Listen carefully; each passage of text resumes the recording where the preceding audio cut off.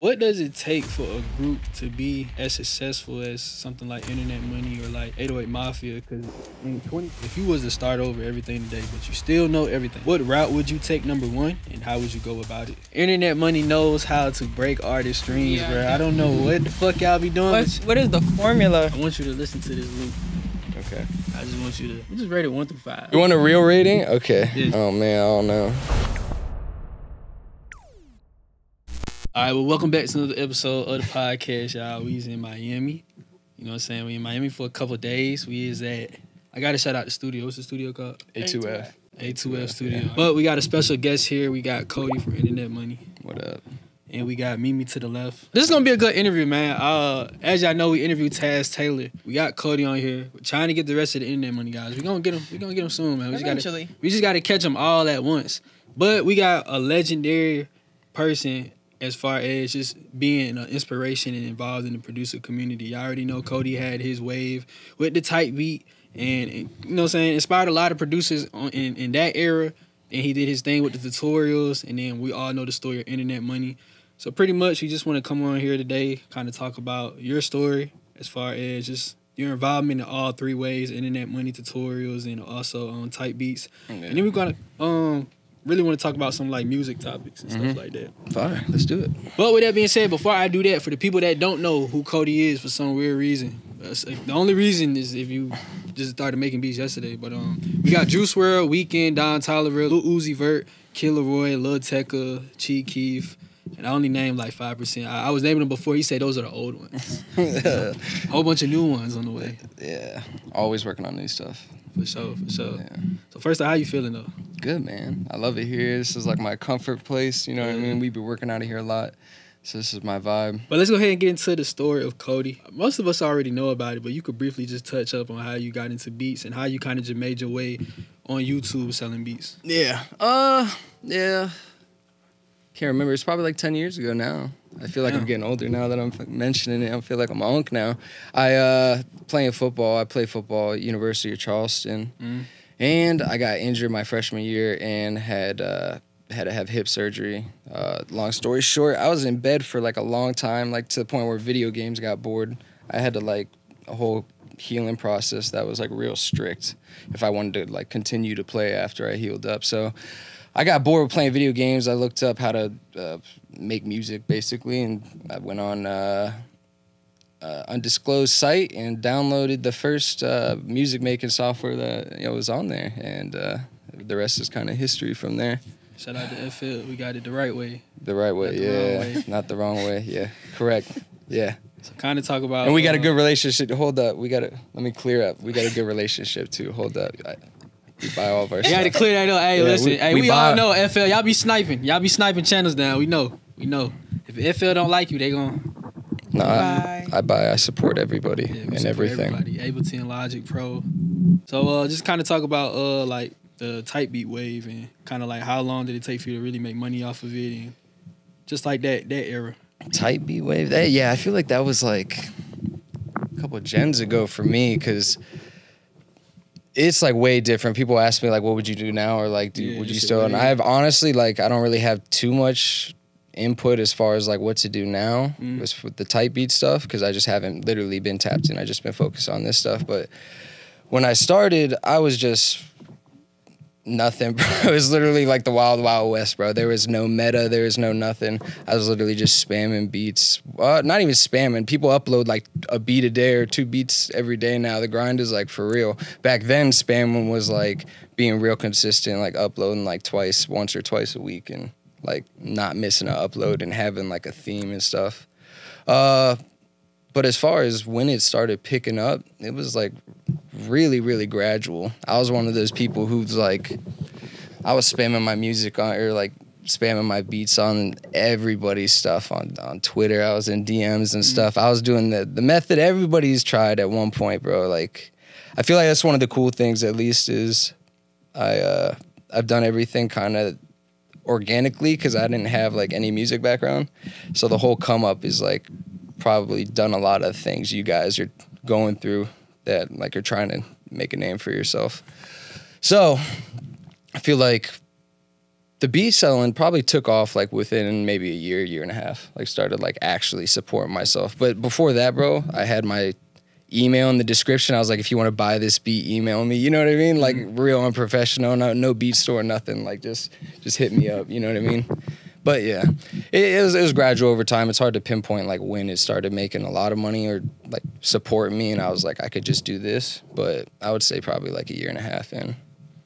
So when it started making money, like how much would you say you were making? I mean, I don't want to make up. I can't remember fully. I just remember the one year I made 60 grand. I was like, hey, yo, hold up. Like some real money here. Yeah, I got some shit. Because I was like real serious with the football stuff. Like when I went to college, like, yo, what are you gonna do for a living? I was like, bro, I'm gonna play football. What you mean? You know what I mean? Like a real serious athlete. That's how like I really approached it. Then the injury stuff happened, so I had to divert into like put that energy into something else. So that was like the main thing for me. Bro, during that era, I think I was like either straight out of high school or still in high school, bro. Yeah. I remember I was dying to find out like what y'all was doing to make those type of visuals back then. Bro, I used Sony Vegas. It was just, bro, I just like literally loop something.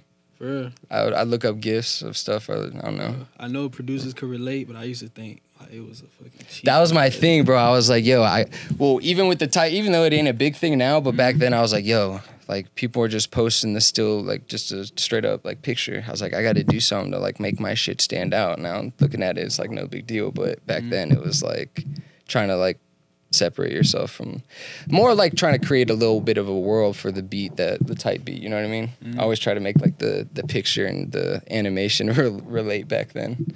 It's funny talking about it now because I haven't thought about this shit in a while, like years, the type beat stuff. So, thanks. But it's crazy though. Even though it was a type beat era, you had your own sound back then, bro. Like the drums.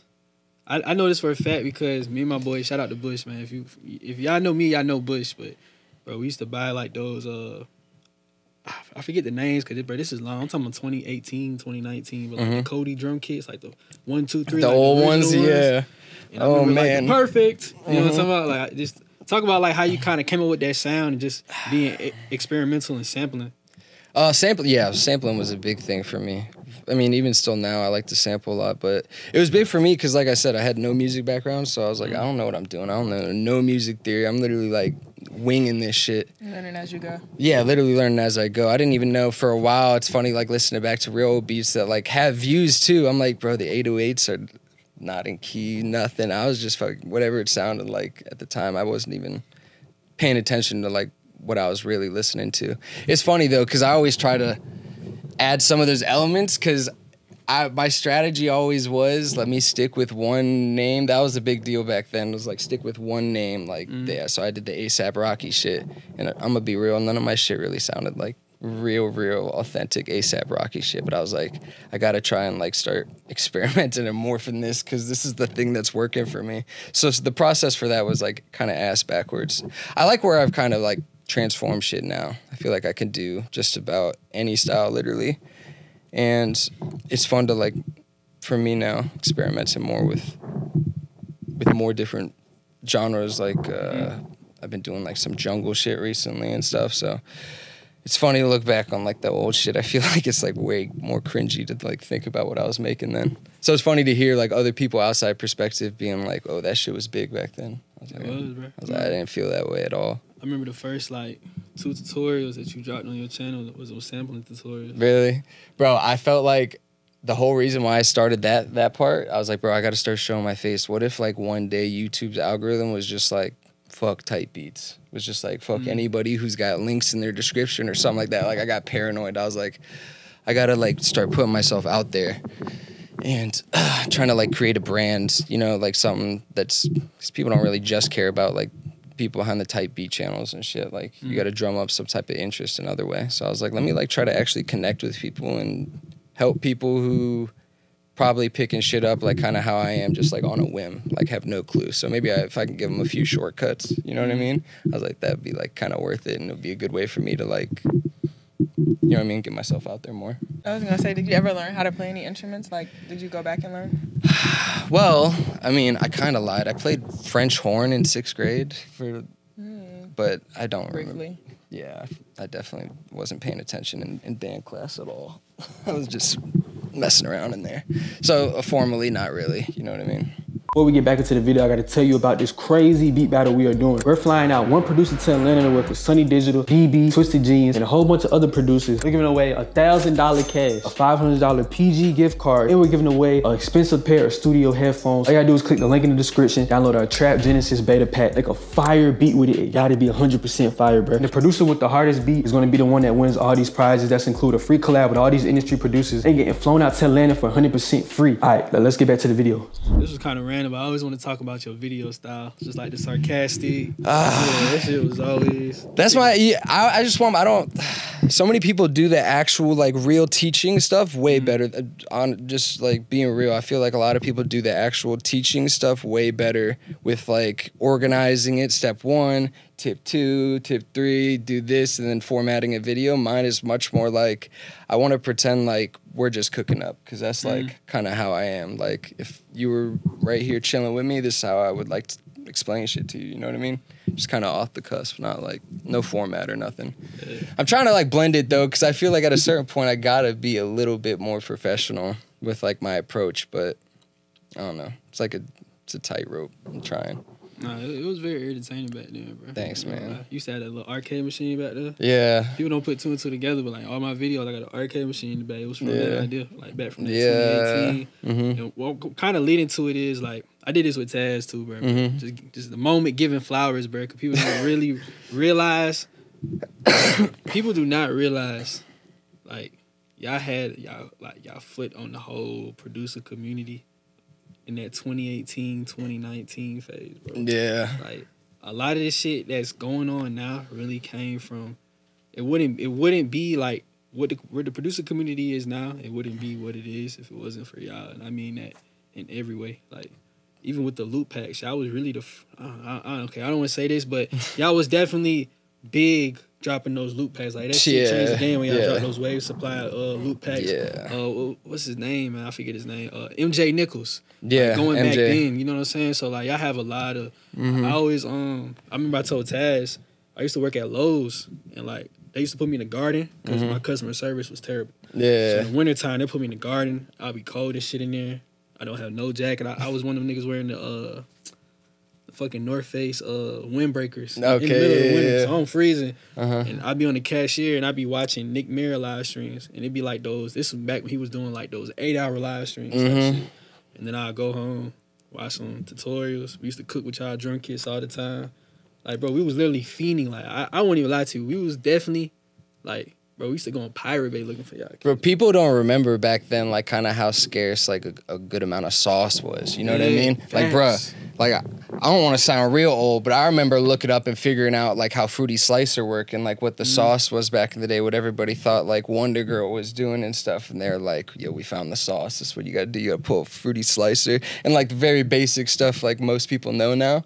But it was funny back then. It was like people don't understand if you weren't around. It was like way more of a grind to get good sounds and like good sauce for stuff. I feel like everything's so abundant now, which is awesome though, because you guys, everybody, like these producers now, bro, you could be cracked in like 3 to 6 months if they're like really grinding, like a fan of what they're listening to. Like if they really soak in the music that they listen to and try to make stuff in that world. It doesn't take that long. Back then, it'd take a lot of, like, you got to go on some forums and, like, figure some shit out, you know what I mean? Or look at some old interviews where people are talking about what they're using and, like, little things like that. Now it's just, like, a million YouTube videos. It's cool to see, though. It's a good thing. It's definitely sped up, like, that development for people. Yeah. Especially those 2020 producer babies, where they got 5 by 2021. They was just... There's a lot of them, bro. That's why so many producers now. It's literally at the like tip of your fingertips. And I feel like even like people who weren't like technically wanting to be producers, they're just musicians. Like people just, it's so easy now to just download FL. You'll see like pianists will download FL and like, or they'll have a channel and they're just fucking riffing the whole time and just posting videos of them riffing on like the FO piano roll, going crazy. I'm like, this is nuts. Yeah. I know you were talking about the FL update. We was talking about the FL update before the interview, but I do want to have the discussion. Never really had this discussion before, but kind of want to solve, like, kind of want to give whatever a winner. So what's like the best thing in FL to use for sampling?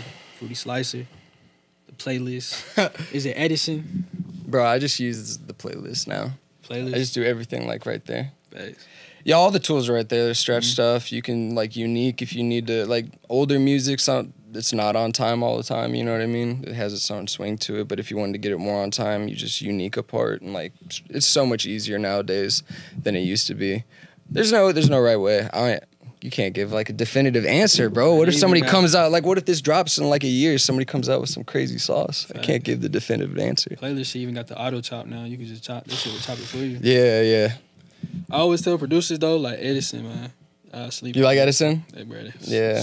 Super sleep on what Edison can do, bro. Mm-hmm. People don't even know Edison got a fix. I didn't know that. For real. Mm-hmm. I have seen the crazy shit where you use the patcher and it's got like a whole bunch of hidden plugins. You seen that? Patcher, bro. I opened Patcher one time. It's got hidden plugins, like, and I seen like 10 of them or something. Seen, I was like, what the fuck is this? And then I clicked the little to the right of it and see the little drop down? Yeah. I was like, no. It's too much. The little nodes. Yeah. Opened it up a year later and I figured it out and I was like, damn. There's some crazy shit, yeah. You could do a lot of stuff. I just seen some shit yesterday or the day before. Somebody made like a piston sound, like a one shot of a piston sound, and he put it in FL, and then he sped it up, and it just sounded like an engine, like revving, like some real crazy shit. I was like, I do see a lot of 5-patcher VSTs and shit though. They going crazy with them. They even putting their little fonts and shit on there, like it's its own VST out of patcher. Yeah, it's sick. It's so accessible now. It like literally brings so many different people with different like skill sets and shit. You know what I mean? Like you don't just gotta produce. People come in here and like want to sound design, want to do like all this different stuff, and it's so many more people doing it now. I feel like you were saying before, everything's like times 2, times 4, and it's like multiplying on how good everybody's getting, how fast all the shit's evolving. That's crazy. Yeah. You know what I just thought of? This is shit I've been using for years. Cause I used to engineer. I used to use this shit all the time. But I just remember you was the one that showed everybody the yarn.io. Yeah, yarn? Yeah. See, that's funny. I see people do like TikTok videos with the yarn. I was like, that's my shit, bro. That was my thing. I was like, give me my one thing. Yarn was my sauce back in the day when I made the video. Kind of talk about like that drum kit wave.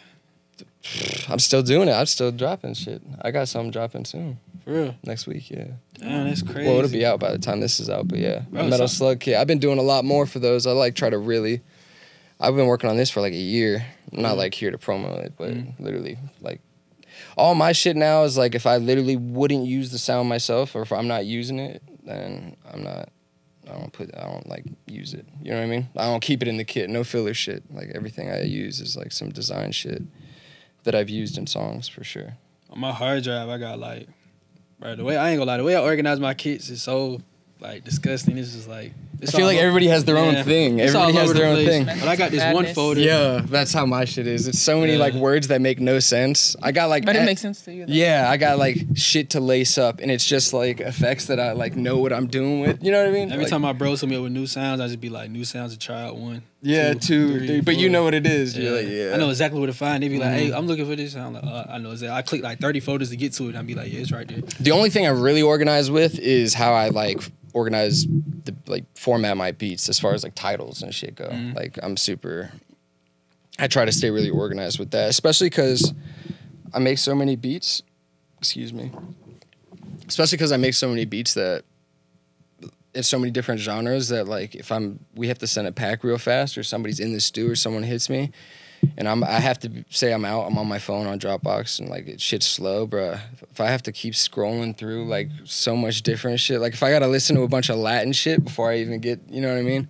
I'm gonna lose the vibe. So I gotta like have all my stuff, like I got my title, BPM and stuff, obviously, producers, obviously, but like tagged too. Like I got the shit tagged, it's like the vibe.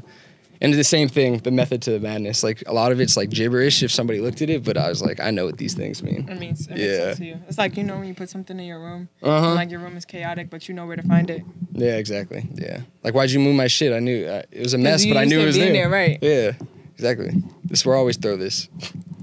Briefly, you were speaking about, you know, when you started showing your face to like build your brand as a producer. Can you talk about some more ways you built your brand as a producer? Yeah. Perfect. Well, yeah, tag is a big thing. I mean, everybody kind of. I'm a believer. Like, you can have a tag in so many different ways. I don't mean that just with like a sound. People have their name. I did my shit where it's like different. I do the ready stuff now too. Sometimes the perfect gets labels don't like it. How you felt when you hear other producer beats and it be perfect and the beat? I don't care. It don't bother. It literally don't bother me, bro. And then the thing is like like. Even if you put the tag on some shit, like, you gotta have a sound, bro. Even if I could put my tag on someone's shit and make their shit, then it's like, they don't got a sound. You know what I mean? So that's why I ain't that worried about it. It's cool. It's not my shit anyway. It's from Street Fighter 2. So I was like, I can't like claim ownership over it. But that's why I've been experimenting with like other stuff. I use I don't know if you heard it yet or anything, but the ready tag and shit. And that's been my vibe lately because not everybody's spamming the perfect. And I see like radio shows do it all the time too. And then I'll get a million DMs and they'll be like, yo, is this your beat? And it's like some freestyle beat. I was like, no, that's not me, bro. I feel like a beginner producer best feeling when they get like their favorite producer sounds and they can just start spamming that shit. Yeah. I remember that. It's a good method for like practicing. Definitely for like practicing and shit. Bro, there's so many things like people don't always talk about behind the scenes that like they might feel like might diminish like how people view their shit. But bro, everybody was like a fan of someone. Everybody was a fan of like a producer and all try to emulate their sound. And what ends up happening is you just morph all these people that you're like aspirations of, you know what I mean, that you're inspired by, and you morph it into your sound that's a derivative of all of these things combined and makes its own thing. You know what I mean? And then that's literally your sound. Then you have your own thing. It just has little elements of other people's stuff. So I kind of want to get into this transition in the internet money phase because I feel like I kind of really want you to talk about did anything as far as your perspective of being a producer change, just how you, because when you're on YouTube, you're just thinking of just making beats, but now you're working with all these artists and stuff. You actually got to don't understand. Yeah. It's very funny, and I understand now why it's hard for people to like respond sometimes to like maybe criticism or things people say online, like discourse on like Twitter about music and theories people have about certain stuff, and knowing the behind the scenes and like the reality of a lot of it. There's so many layers that like I wouldn't be able to just in one tweet, you know what I mean, be able to fucking dispel some shit or explain some shit. There's so many layers to a lot of these things, man. I don't know. There's a lot of weird stuff in the music industry, but there's a lot of cool people to work with and good music to make, but there's like a lot of BS you got to navigate. And if you come in from like tight beats, it's genuinely like it's two different worlds. Like it's not even it's not comparable. It's very nice that if you're able to just sell beats online and have your own freedom and just do that, and you're actually successful at it, which is a very small percentage of people, because it's just, I feel like it's an algorithm game at a certain point, then good for you. I feel like the industry stuff's rough. It's hard, bro. There's a lot of ways to make it, though. There's so many different avenues nowadays with like streaming and stuff, and being, like I was saying, being your own brand, that you don't have to just be just industry as your only thing. You could do so many things and create so much value that people in the industry want you to be a part of some shit. You know what I mean? Labels want to use your whatever because you built up your own little empire and stuff, or your own name has its own pull, or you have a recognized sound that now is hot and people want because you took a chance on a young kid or artist that you believed in, develop something with them. You know what I mean? Nah, for sure. There's so many different ways. It's just industry to type beat thing is specifically to your question. It's like this different universe. I definitely want it's to not give the same. Y'all flowers for that, because y'all could have came, especially 2020. Hey, everybody was loving that damn Pyrex, Lil Baby era and stuff. But y'all really kind of like said fuck that, and kind of not even kind of, y'all really did. Y'all made a whole other scene for music, the underground scene. Y'all really like. Those are really y'all flowers, you know what I'm saying? I know there's different underground scenes and stuff, but y'all know what we're talking about, you feel me? And all those artists that came from that. So kind of just talk about, like, I just want to hear, like, those stories and just, like, the energy in the room and just kind of just building those relationships and just making music throughout those years that done passed by. I mean, I've been through a lot of cool moments, especially like the thing was Taz was like, yo, come out to LA, like you got to trust me, you got to give me like just full trust, move out here, because it was like on a whim kind of thing. I flew out there, kicked it with the team for one day, and then they were flying to New York and I was supposed to go home, but like everybody was cool. So he was like, yo, you want to go to New York? And then that's when like we had a combo. And I ended up moving out there, and I did I always told myself I was going to have like a 5-year plan in LA. Like go grind for 5 years and sacrifice, because it's kind of ass backwards. I bought my home luckily off the type beat in the second channel, the you know, the shit where I do like the tutorials and stuff. And then I invested my money right, and then made some good calls, and then got a house. So I was like, this was my goal. My goal was like, I want a house. This is the end of the road. And then like a new shit unlocked for me with the industry shit. So I ended up moving out there. We lived in a bunch of different places, but it was a good learning experience, especially figuring out how like music's so much different than what people understand, especially in the music industry. It's a lot. This was random. I just thought about this. I never thought about this before, but kind of what does it take for a group to be as successful as something like Internet Money or like 808 Mafia? Because in 2020, we seen a lot of we seen a lot of producer groups. I'm not trying to name or start anything, but we seen a lot of producer groups go up and down, and right, it's only a couple really that's like standing. So like, what is that like? You got to be able to it takes a lot of maturity, I guess is how I would probably put it. You have to be able to put some of your goals aside for the team's goals and understand that your goals are going to come at a certain point. But the bigger goal is you know, what's going to push everybody forward first. And what always ends up happening is people don't realize when you trust that process and you go with that route where you try to pick everybody up, you know, be selfless and help your team, it ends up always coming back. I won't say it's karma, but it ends up coming back in a way where the whole team is up now. So like you get the trick, you know what I mean? Shit starts like picking up. It's when like people try to, I feel like when teams like they have members who want to like be the star of the show, or they feel like that they're not getting the shine they deserve, or they feel slighted in some type of way, and then it makes shit weird, and then people stop, you know, like putting effort towards certain shit. And, you know, all teams have different shit. Like we have a whole different process than like I would probably say any team, but I would say that's like for most teams. I could definitely see that with just being around so many groups and stuff, and seeing like people drop in, drop out, and like the types of personalities that end up not making it. You know what I mean? Yeah. It's always like a very specific type of person. Yeah, like a personality type. Like this little trait seems to always kind of butt. Exactly, yeah. And it's usually one of those things, and usually it's mature people who can understand, like, sometimes you got to be patient with the stuff you want to do with your immediate, you know, career. Because no one's bigger than the team. Exactly, yeah, exactly. You get me? Yeah. So you, you know, you mentioned briefly about like the different things you had to learn about the industry. So what were some of those, you know, lessons that you had to like learn the hard way? So many. Oh my God. There's literally so many to choose from. I mean, I guess first, like how to actually like make good beats for artists is completely different. Trying to impress a producer is a completely different ball game than trying to impress an artist. Is like the process you go towards making beats is completely different.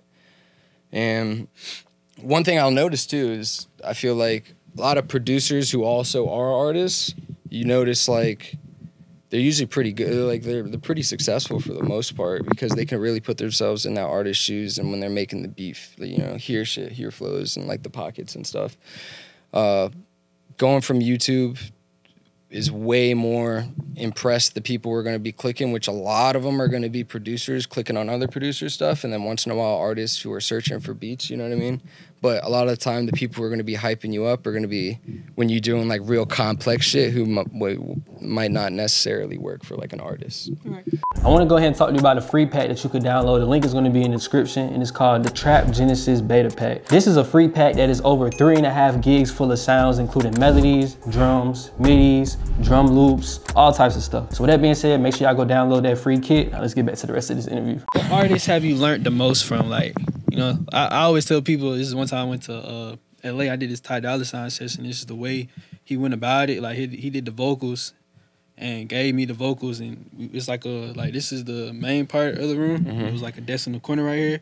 So he'll go in the booth and record like some more vocals, and I'll be over here with the other vocals he had to make a whole beat around. And I said, man, that's like one of my favorite experiences. So like, what artists in that collective do you just, you know, have your favorite experience with, or learned the most from, or just very excited? There's been, what's really cool with all these artists, bro, is everybody's got such a different process. Like Swae Lee I've been with him in a few sessions where like he's recorded on the same beat, I'm not joking, for like 6 hours and made like 4, 5, 6 different songs on the same beat. And then he was like, yo, like throw different beats on these, but he'll just do the song on the same beat and like do a whole bunch of different ideas and literally just let the shit keep going like over and over. And that was a cool process. Tecca's a real cool one. Just because I've been around him a lot, seeing the process of him recording and like getting in. He's like a big world builder, like creating the world, and he's like gets his mind into like whatever space he's in for the album. So it's cool to like see certain shit like that. Everybody's so different. You see people who are like real introverted and like you could see they write a lot and like sit there and try to really piece shit out, and then you see other people who are like pull up and just like record the freestyle some shit. Yeah, that's kind of it. I mean, as far as really cool experiences, a lot of them are cool. I mean, I fuck with everybody I work with just about. There's not really, I haven't had too many bad, like fucked up session experiences. 1 or 2, but none were like no crazy shit. This is one session I had, which it's gonna sound, you know, like you see something, you be like, bro, I never knew you could do this shit, and then everybody else know, and it's like, what the fuck? What? It was y'all had a session. I don't know if it was like a man, because y'all know y'all always go crazy with the vlogs and stuff. And I forget what artist it was, but he was freestyling. I think it was Nick or Rio. It was somebody. I think it was in Miami. He had the mic. I ever knew like they had the little performance mic in the studio. Oh, that's my boy Beam. Yeah. That shit was so cool. I'm glad you brought that up. That's a crazy process. He's got all of his homies in there, and all of us hook up. All of us hook up to the shit. All of us got aux. It's like 6 or 7 of us, and we'll all literally just like tap in the BPM and make sure we're on time on FL, and we'll all just start building, make sure the levels are like good.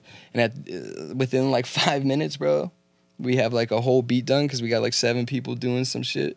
And he just will start recording in there and just getting ideas. And then he'll go in the studio and like iron out the, you know, figure it out. But a lot of the best ideas are like your first idea, like your instinctual idea. You know what I mean? Just be experiences like those, like this stuff. It's cool shit. That's what I'm saying. A lot of it, that's why it's hard to point out everyone is so different. Like I'm glad you brought that up. That was really some shit that was way out there as far as different, but that was real musical. Like I was like, damn, everybody in here is talented. I was like, this is crazy. Nah, for sure. That was one of them experiences where it was like, damn, everybody in here is like a superstar. It's crazy. One of a kind sessions. Yeah. Nah, I ain't gonna lie, y'all. This is super random. Only reason I'm saying it now because I forgot to put it in the Google Doc. What happened? What was you about to say? Was that the beat critique? Nah. It's not a beat critique. So I want you to listen to this loop. Okay. And I just want you to just rate it up. Just rate it 1 through 5. Oh God. Nothing too serious. Just listen to the loop. You want a real rating? Okay. Yeah, just listen to the loop. Oh man, I don't know.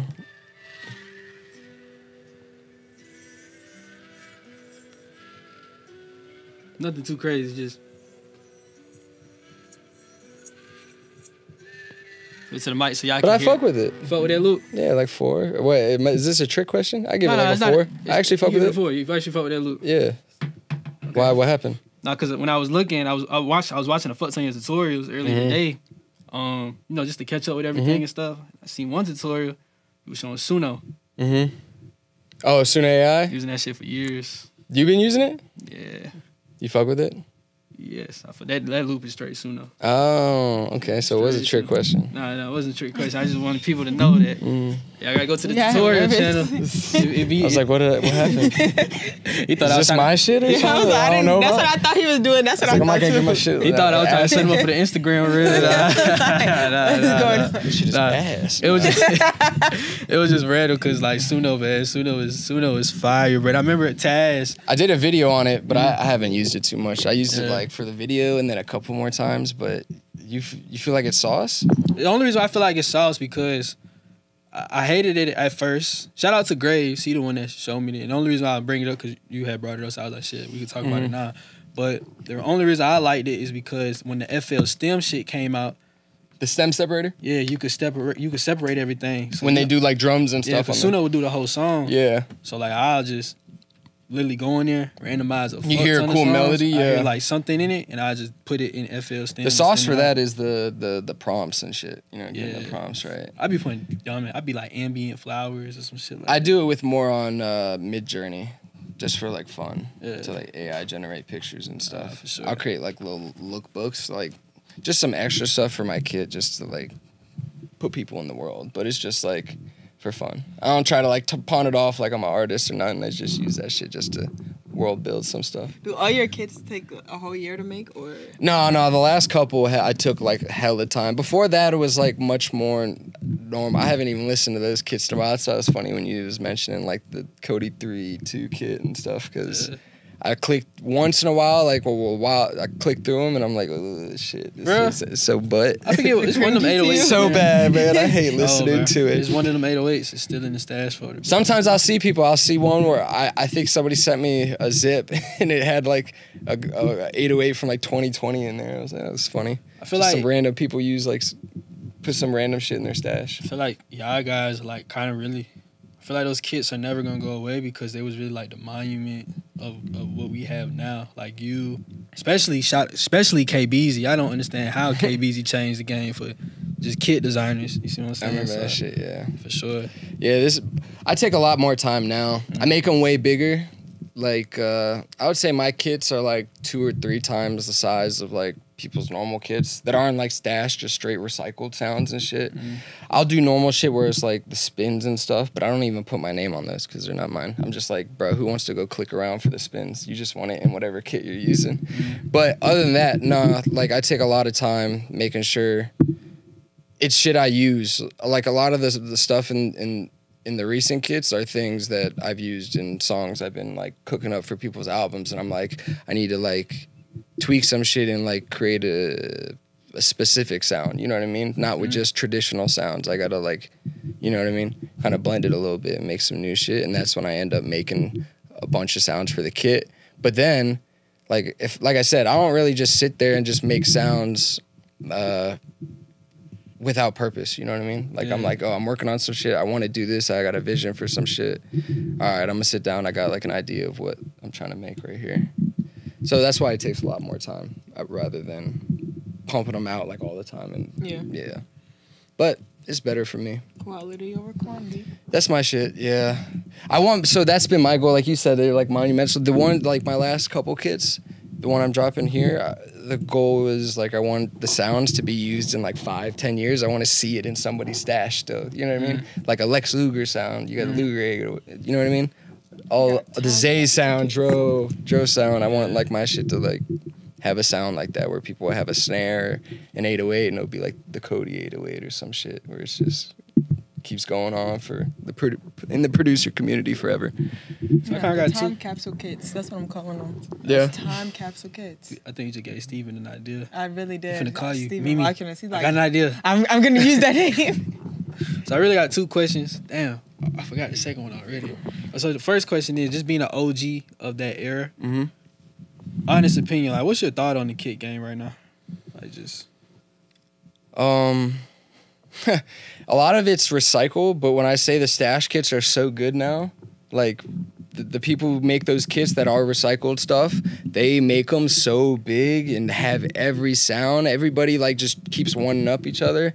I mean, I think it's fire. I think it's cool. As far as like selling other people's sounds, I don't know. Like, you know what I mean? Not that part, but Kid game's cool. A lot of really creative people are like sound designing and stuff now, and I really fuck with it. It's more you got to dig though. Like you got to find like people. I go on YouTube all the time, and I don't care if it's got like 200 views or something. I'll listen, like click and listen, see if I fuck with. It could be like a loop pack or a kid or some shit, and I'll be like, I trust my ear enough where I was like, I could find some of these kids like mad early, and like I know if it sounds fire. It don't matter if they got a bunch of views or not. You know what I mean? And the second question is, where do you see the kit game going in the next, like, what we in 2024, about to be 2025? So I guess in the next 5 years, where do you see the kit game going to? I think people are going to keep morphing what is standard for a kit probably, because back in the day, it used to just be normal shit like 808, you know, they're not really normal shit. 808 clap, snare, open hat, hi-hat, that perk, maybe some sound effects or something. Nowadays, you see it's got the MIDI sections. Yeah. It's got deconstructed kits within the kits. Like what I did for my last kit, I put like 10 FLPs in there, so like you can check it out and like mess with the templates and stuff and like get more, you know, hands-on with it instead of just looking at it on a tutorial. You like can fuck with it yourself. So I feel like the people are going to innovate in that way. Obviously, like everybody's art and stuff, but that's like smaller things. But like people's art, nobody used to do the kit art where it would show up in the folder, and you know what I'm talking about? Yes, but I ain't even gonna lie though. Maybe it's just like me. It's just a personal thing, bro. Them kits. It's too much? They got the art in it, way bro. Too much? I don't like them. I hate it. I don't mind like a header and then it drops down. Yeah, I don't like when each like, section's got it's too much artwork and like its own PNG. That's funny. That's how. My thing for my new shit is I want all my covers to just be animated, even when like you're browsing on the site. I want the cover to be animated, and I'm like going for like a much more minimal aesthetic because I feel like a lot of people like some guys. Big thing. Everybody tried to go like, how much can I cram in? I learned a new thing. Let me see how much shit I can cram in. I was like, you gotta have a little taste. It's like too saturated. Yeah, it carries over with the beat shit too. You know what I mean? It's I just don't like similar philosophy. Because I'm trying to get to a sound. I gotta open this folder. Yeah. This big picture so much shit pops up with a symbol, and I'll misclick, and I'll like think I'm not like this. Like it. Yeah, man. But when I seen the first one, I said, "Oh, this is fire. This is fire." But then when everybody else started just spamming, I was like, "I don't know." Yeah, you gotta do it tastefully, bro. Everything's like taste. Yeah, you could do it in a cool way. That's not like intrusive, complicated. Yeah. So another question. This is off the top of my head, but if you was to start over everything today, but you still know everything, like, you know. Everything you went through, all those experiences, they with you. But if you started over today as a producer, what route would you take, number one, and how would you go about it? If I started right now with what I know, I would find an artist I fuck with, that I believe in. The thing is, though, is like that's me, like you said, knowing what I know now. Like I've seen so many artists come up. I feel like I've seen the last handful of generation of underground artists enough where some of our like theories in the group like are tried and tested, and then we see like, okay, like this shit works. It just takes this amount of time. So we weren't wrong in believing in this, or we knew this was gonna go wrong when this happened. You know what I mean? Like you start seeing just from experience. So now I feel like what I would do is find an artist I believe in, a small artist, and build with him, and like put all my shit, all my effort into that, and work on music I believe in. I wouldn't go, and I'm not saying nobody should, but I personally, if I restarted, I wouldn't go type B route at all.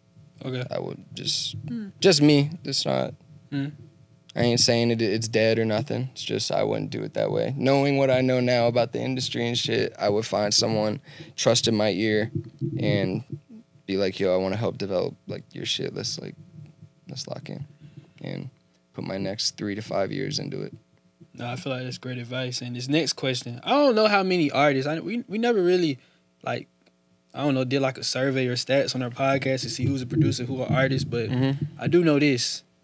This is just my perspective, my opinion. Internet money knows how to break artist streams, bro. I don't know what the fuck y'all be doing. What is the formula for the artists watching? How can they? I don't want to say break their streams like, oh, the next night you got 1 million streams, but how do they start building monthly listeners?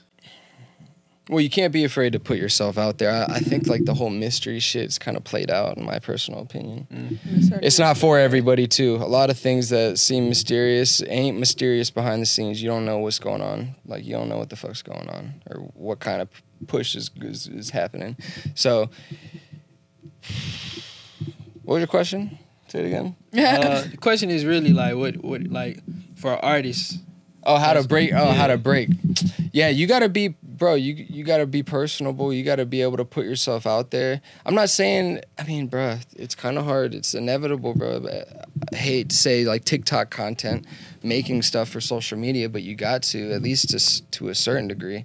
If you're starting from nothing, if you got no motion at all, what do you know what I mean? You can't act Hollywood, or you can't act like you got people helping you behind the scenes. It's just you. So you're gonna have to make content and figure out a formula that isn't I just made song of the summer. Like, you got to do some shit that's people will fuck with you, like actually be a fan of you, and it doesn't feel like you're spamming your music on them. Because everybody's issue, most of people's issues, they don't world build and they just are begging for you to listen to their music. Just please fucking give me a chance, listen. But like, you got to create value.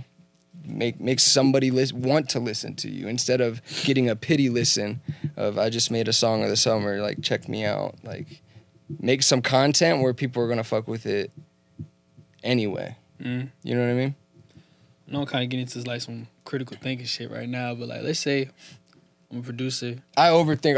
That's all I do, bro. I just think of, like, deeply about even like the marketing shit. Crazy scenarios. And Go ahead. That's where you. Before I was like, you gotta give me some specifics. Like, some of it's broad, and I'm be like, I know so much. Like, so you need scenarios. I'm like scenarios, yeah. So I'm a producer. I have a friend. Let's say my friend is getting like 5,000, 8,000 listeners on Spotify or SoundCloud. That's pretty good, yeah. That's a good start. He's really, like, his music is really good. And you believe in that shit? I'm a big believer. If the music good is going to speak for itself most of the time. That's why you have all those random videos that pop up out the blue and go viral, because it speaks for itself. You know what I'm saying? So I'm a producer. I want to help my friend who really don't know how to really push his music. I feel like there's hella producers that feel like that. Like, they have this person that makes really, really great music, and they just don't know how to push it. So like, you trying to help your boy out? Yeah, you trying to help your boy out. Like, what can I do to get him at least one extra? I mean, obviously one extra listen. You could just tell your grandma to listen to that shit. But, you know, I know what you mean. Out, yeah. How can you like help him, like, from what you know, your like position as the producer? Yeah. There's a lot of shit behind the scenes that you can do as far as like I've been getting into, like, it's so funny. It's just so many, like, little details and shit, like, for content. Like, I've been getting big in, it kind of diverts a little bit, but like Topaz AI or like some upscaling AI. Just something so that when I upload my content, like, onto, say, like, TikTok, or if I was like helping my boy or something, I'm gonna run this and upscale it. You ever see those ones on TikTok? I know this is kind of random, but you click and it says like full screen, and it's like enjoy the experience. It like tells you turn your phone and enjoy it. It's like some fucking 8K shit. You ever seen that or no? No, but I'm gonna look into that. I'll show you. But no, like, it literally looks like some crazy shit, like super high quality. And I was like, there's like little aspects of shit where like you could kind of separate yourself from the people, your peers that are like the same level as you. So as long as you think of like little ways, like that's one way, just for example, like making your video just look stupid quality.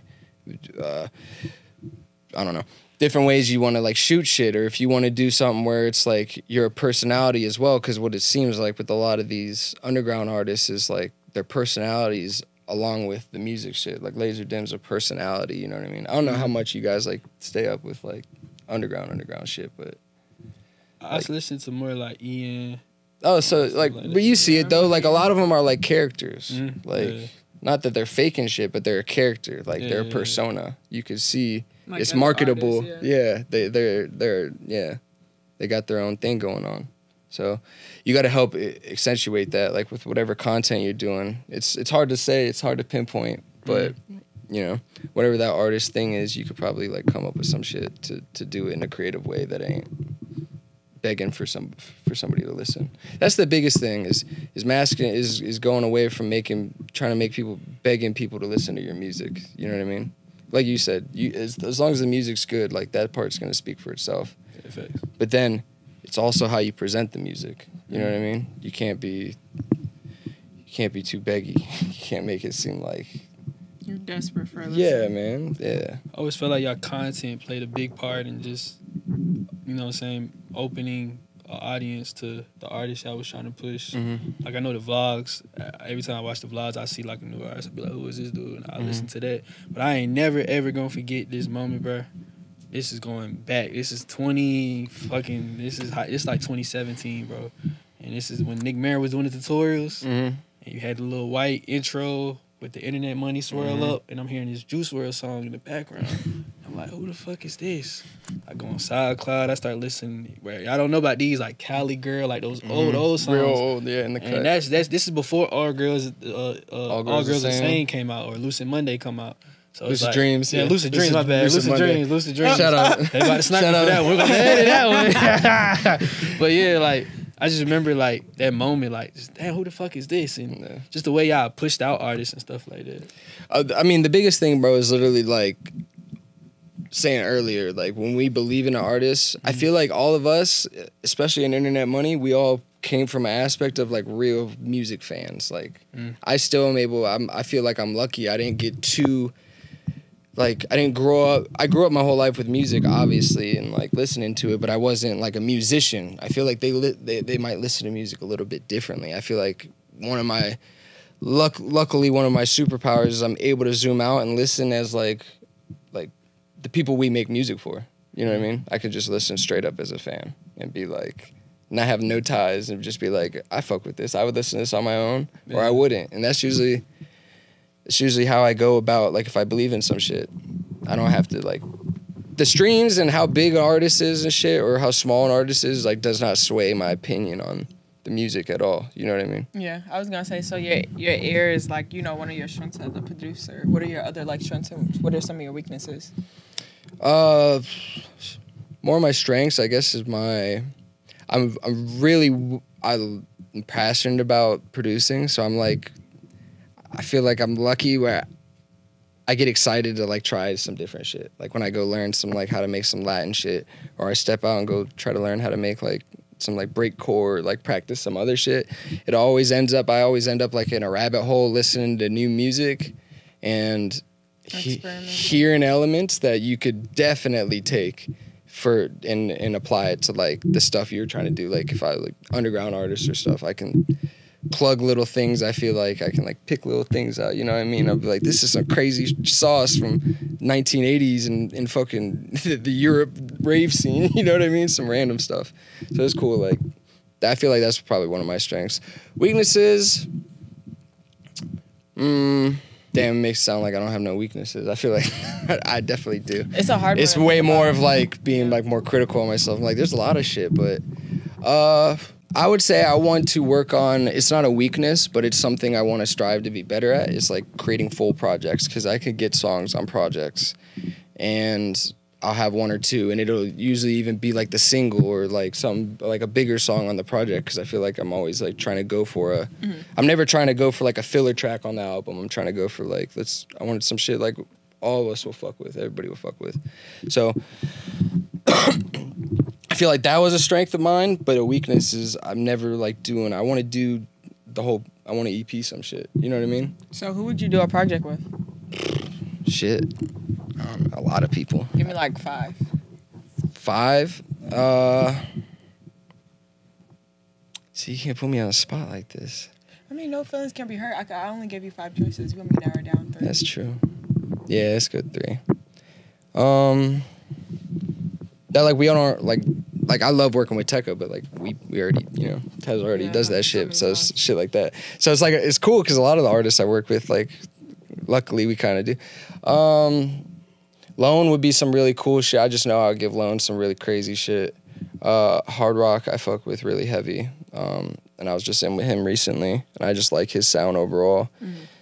Him and Sa, that would be hard to do, like, a him and Sa baby EP. So shit. It's random, but some people will see the vision I'm talking about. But yeah, I guess that'll make 3, because I just morphed 2 of them into one EP. But that one I didn't think about that much. I don't know. Well, since we talking about projects, I do want to ask. I want to ask, like, what's the process of the Internet Money album? You know what I'm saying? Like, I know everybody played their role in their part in there, but kind of what was your process? What did you know what I'm saying, do?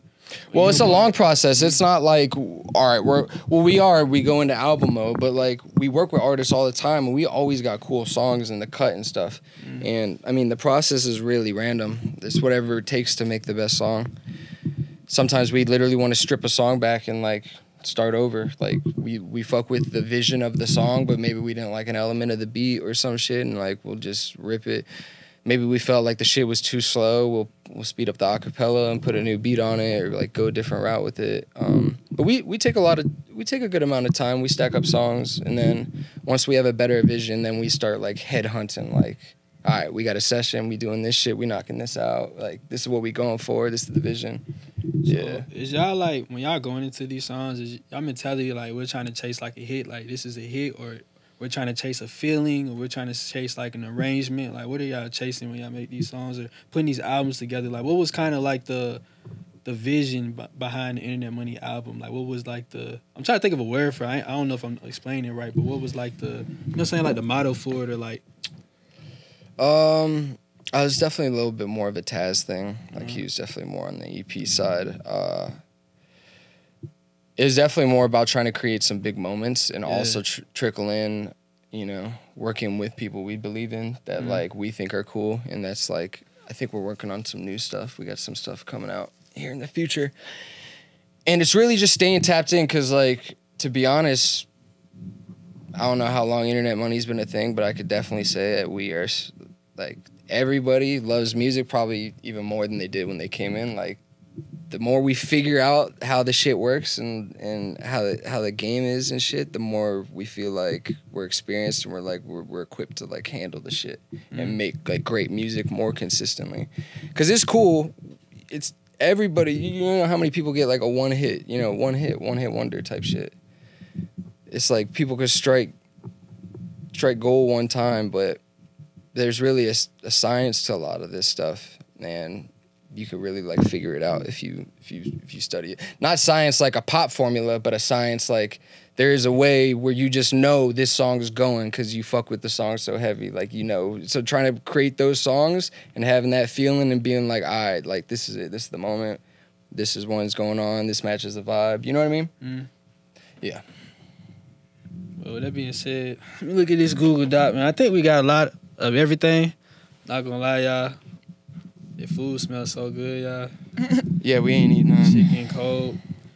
You know why I really like these type of interviews though? Because especially like Internet Money and stuff, and I say Metro, Internet Money. It's another interview that was real big for me. But like, I just like acknowledging y'all in these interviews, just how much of an inspiration y'all is to, especially like me. Around that phase, I was like a beginner producer, and it's like, look where I'm at. I'm on a platform where I inspire other beginner producers that you know, hopefully hop on interviews a decade later and be like, yeah, I used to watch ProducerGrind interview. That's how I started back in the day. You feel me? So it's just the legacy stuff. Yeah. I feel like that is like a big thing. That's like why I always try to make sure I'm doing good shit or like giving back and like trying to do stuff, because whatever it is, I still want some legacy to like look back, even if it's just the producer community thing, and be like, you know, he at least gave us a bunch of good shit. You know what I mean? At least some sauce. And if you took away one thing or you know what I mean? I left it better than when I pulled up. For sure. Yeah. You'd be surprised how many like producer stories you're a part of. Yeah, it's just so weird. Yeah, it's weird hearing like people hype some shit up. I was like, it's crazy. It's because I know where I was in that headspace. Yeah. And it was a chicken with my head cut off. You know what I mean? So everybody's like, yo, that shit was crazy. You were going, and I'm here like, bro, I was going on. I was like, bro, I'm scared I'm gonna fucking not be able to do this forever. I was like, I just want to make beats. Bro, I ain't gonna lie, it's the realest shit I heard someone say, bro. No, when I go to events, people be like, bro, y'all boys be working. Y'all killing it. I was doing it with the tutorials and stuff, and in my head, I'd be like, bro, I was going through some shit back then. You don't even understand what I was going through, bro. People don't, that's why, earlier, that's why I was like, people don't realize when I was hopping from the just type B thing, I was dead ass petrified. I was like, bruh, I made this money and like, I'm gonna have to go do some other shit. Like, cause I was boxing at the time, cause the football dream kind of fell off when the hip shit happened. So I was like, I'm gonna like have to start fighting for a living to actually bring in more money. And then I was like, I gotta make a decision. And then I quit boxing, and I was 100% with the music shit. And I was like, I'm making a channel, you know, a second channel for the tutorial shit and show my face.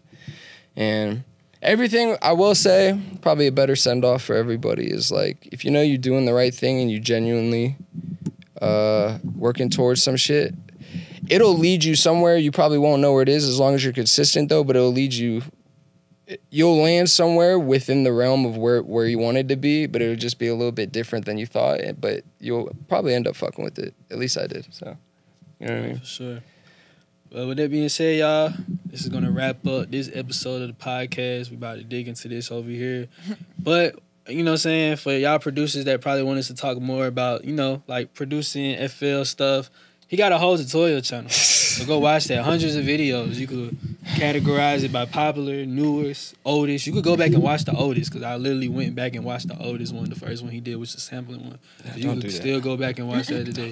He said don't do that, but you know what I'm saying? With that being said, we'll see you on the next episode. Yeah.